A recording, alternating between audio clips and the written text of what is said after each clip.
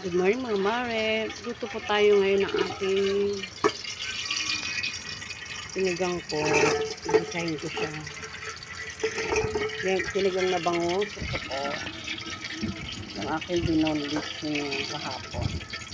Saka yung po kanyang panghalo. Wala po siyang ibang ano. Wala pong kangkong. Wala pong mga ano kasi tatamad akong bumaba. Yan lang po ang kanyang ano. Sinigang meat. Madi sarap. Pati paminta. Yung papaano lang po natin. So, parang kinamatisan kung ano.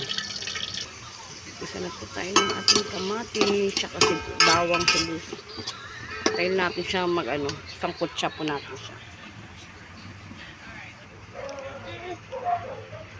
Mga marit. Tignan ko na po. Yan po. Luto na po ang ating kinamatisang bangus. Kung lapot po ng kanyang sabaw. Taba po ng bangus mga mare.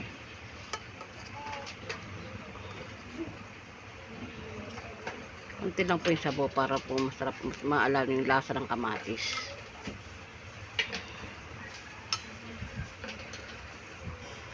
Wala po siyang gulay kasi tamad bumaba. Kung ano meron lang sa bahay lang po inano ko. Ito po ang ulam natin today mga mare.